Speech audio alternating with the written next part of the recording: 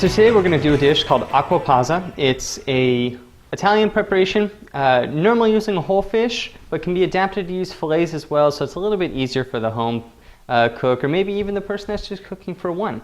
It's a delicious dish, nice and light, very flavorful, very healthy. So I'm going to start by adding some olive oil to my pan. I've got it over medium heat. And I just want enough oil to coat the bottom of the pan.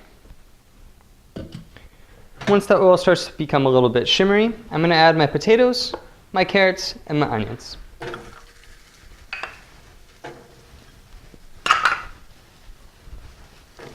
going to sweat these vegetables, which basically means I'm going to cook them over medium heat without achieving any color.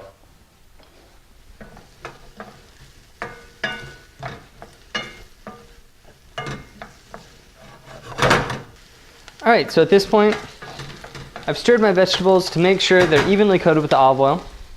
I'm going to go ahead and season with salt and pepper. You want to go kind of light at the beginning.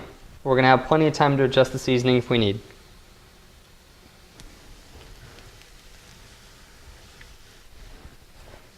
I want to stir that around to incorporate.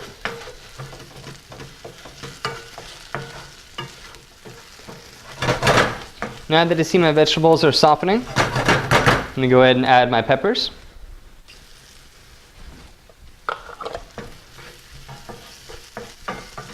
Go ahead and add my garlic.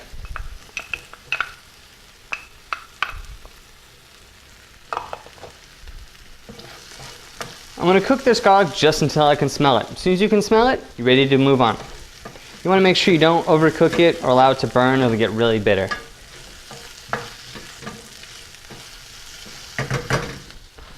Next in the zucchini.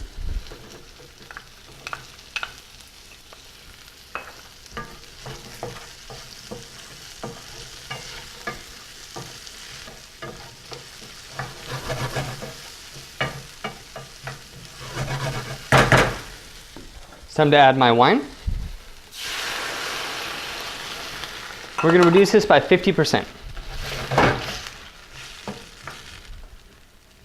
So next I'm going to add my sprig of thyme and my vegetable stock. You can also use fish stock.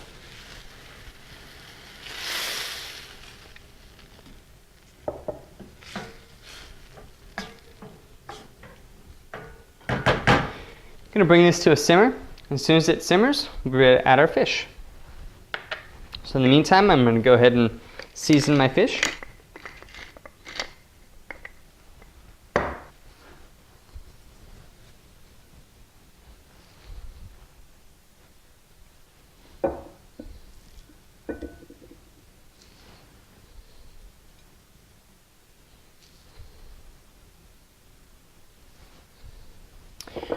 We're going to add the fish. Slowly placing it in the liquid, you want to let it go right above the level of the liquid. And nestle it down into the vegetables. Go ahead and hold on to it for a second. Don't press down on it. Just put your hand there so it doesn't curl up on you. Turn down the heat and let this cook until the fish is done. Alright, so since we're doing this on the stovetop, I'm going to go ahead and flip it over because it's not fully submerged. If you were doing this in the oven, it's obviously going to cook on the top as well.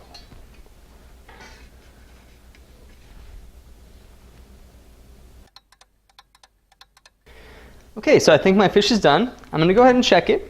There's a few different ways you can do that. My favorite is using a metal skewer. So I'm going to insert the skewer into the fish. I'm going to count to 5. Then you're going to hold it against the inside of your wrist. If it's nice and hot, the fish is overcooked. If it's warm, the fish is properly done. And if it's cold, the fish needs more time. You can also press on the fish. It should rebound pretty instantly when you press on it. The best way is definitely going to be to use your thermometer, and you're looking for a temperature of 140.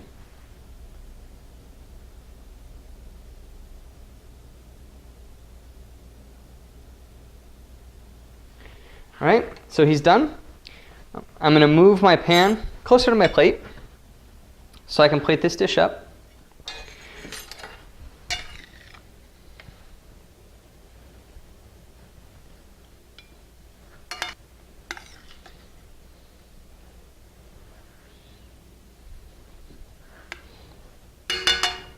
I'm going to switch to my fish spatula to get the fish out.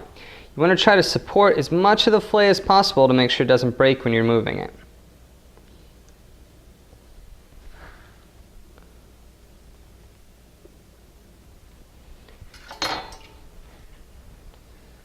And this dish is always going to be served with a lot of the liquid. So I'm going to go ahead and pour my liquid over the top of the fish.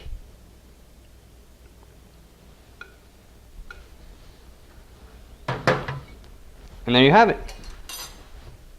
Hopefully this gives you an idea of a very quick, simple, flavorful, and fresh thing that you can do with our friend the fish.